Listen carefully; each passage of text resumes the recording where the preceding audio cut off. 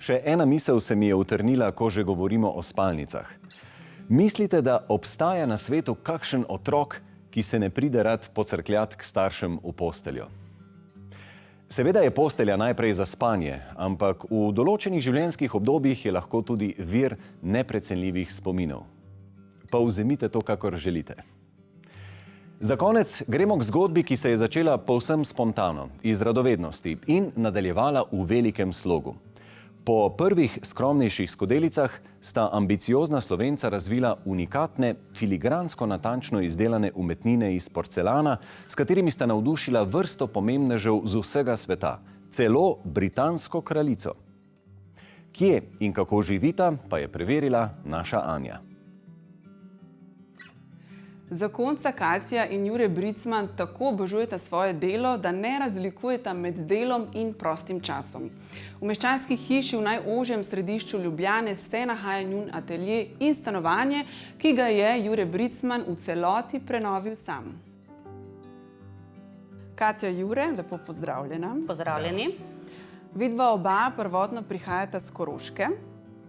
Čemu torej selitev potem v Ljubljano? Ja, moram povedati, da je ta selitev prišla zelo spontano. Midva imamo tule v centru mesta že 20 let galerijo in potem smo na eni točki pač začela razmišljati, da bi kupili eno stanovanje za najina sinova, ker sta takrat šla študirati pred 10 leti.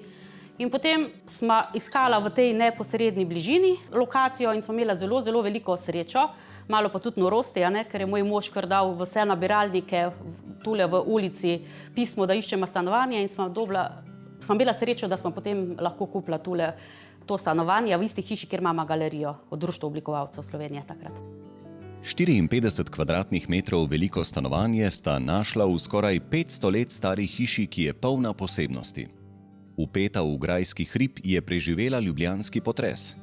Stropi so bili iz lesa in mivke, kar je povzročalo težave pri kopalnici, ki je ni bilo, saj so stanovalci v preteklosti imeli skupno kopalnico.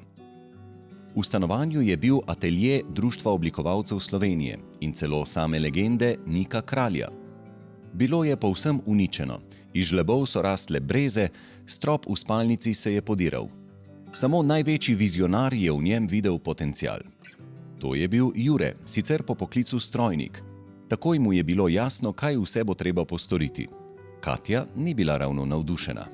Pa tudi si nismo predstavljala, da bomo midva tule živela. To je vseeno malo stanovanje. Mi na Koroške imamo veliko hišo, ampak to je prišlo tako spontano potem, da smo se pravzaprav stanovanje, ki smo ga kupila za najina študenta, je potem postalo najino stanovanje, otroci so šli pa drugam. Jure je zavihal rokave in se lotil dela. Prav vse je prenovil in razen zgornjih elementov v kuhinji izdelal sam. Pri tem je zelo užival, pa tudi privarčeval.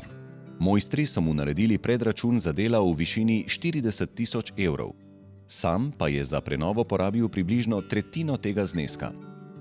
Pomagali so mu električari in vodovodar, ki je za 20 cm dvignil tla, da je dobil padec za odtoke. Hiša pa skriva še en biser.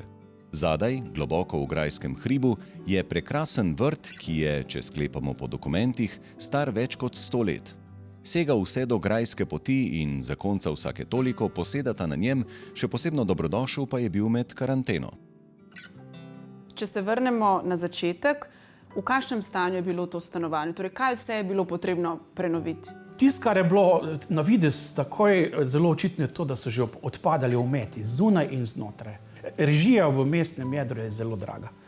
Tisti je bilo mišljeno, da bi kar veliko denarja pobrali. Jaz kot strojni tehnik sem pa na nek način skonstruiral nek podest, ki sem ga selil, ker so 4 okna in na ta način sem privarčeval ogromno denarja in poenostavil celo delo in enostavno umeti, kar je bilo treba najprej narediti. Potem so, da žena je imela zelo velike želje okoli tega, kje bo zdaj kuhna, kje bo kopalnica, kje bo kaj. Tam smo mogli pa celo inštalacijo delaš na novo. Pa so, da ogrevanje, pa edino elektriko, no pa tudi te bolj zakomplicirane stvari sem še imel sodelavce. Da to gre tekoče. Ja, no pa tudi veliko stvari smo reciklirala. Tale miza je bila prej črna v galeriji od spodaj, in smo jo zdaj reciklirala. Potem določene stvari sem tudi jaz fizično sama naredila, kot je tale pot, pa omara zunaj za čevlje. To pač Ne vem, se dopolnjujemo, nimamo tega Mogoče občutka. pa kot nadgradnje koga. še, Ja, ali ja. je pol tudi se ona vključi zraven in so da vmes neke osnove, da se dogovorijo. No, pa seveda, nismo se mogla definitivno zmeniti, kakšne zavese naj bojo, ker Jure res nima pojma in zdaj jih nimamo. Tak. Oba sta zelo družabna, zelo energična. Verjamem, da ta prostor je prostor številnih čajank, zabav, druženj. Imam prav ali... Ja, jaz moram povedati, da zelo rada kuham in tudi zelo rada gostim. A ne? Kljub temu, da je ta prostor zelo mali, a ne? Imamo prav poseben sistem, da to mizo lahko raztegnemo in naredimo za 12 ljudi. Tako da gostimo, od 12, tudi 20 nas je že tule bilo, ne, recimo. Tako da. 12 ljudi lahko postrežemo z nekimi 8-9 hodi. Ja. Z vsem, kar pa še zraven. V stanovanju je, tako kot v ateljeju, veliko pozlate. Torej, pozlata v stanovanju, pozlata v ateljeju, pa je to pravo zlato. Ne, bog ne da. To bi bilo pa res drago. To stanovanje je bilo pa res nekaj vredno, to hočem reči. To je v bistvu imitacija zlata, v bistvu medenina, ki ima pa to lastnost, da se po enih 6-7 letih, če ni dobro zaščitena, malo postara ali oksidira. In potem pa čez to pač renoviram vsakih toliko let, ampak ravno ti lejerji, ki so se pravi ti plasti, jaz za nalašč puščam različne plasti od najstarejših, dajo neko tako patino, neko žlahtnost prostoru. Tudi vsi priznavajo, da vse skupaj nekako sije v neki kvaliteti prostor. Ampak izdelki, porcelanasti izdelki, tu pa je pravo Ja, zlato. seveda, na porcelanu je pa pravo zlato, a ne, imamo tudi certifikat za to, pa tudi seveda, da lahko pijemo iz njih, a ne, ker drugače ne bi mogli. Vaši izdelki so bili tudi velikokrat protokolarna darila.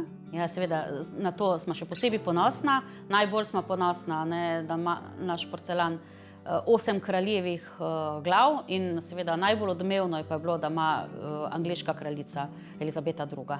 Je dobila poseben set, protokolarno darilo od predsednika Türka, takrat kot osebno darilo. Torej, če jaz pijem iz te skodelice, se bom vsaj malo počutila kot kraljica. Upam, moram še to dodati, ne, da marsikdo nama reče, da je čaj ali pa kava iz naših skodelic boljša, da sta. Upam, da res, no. Izvolite, mogoče pa res si treba poskusiti.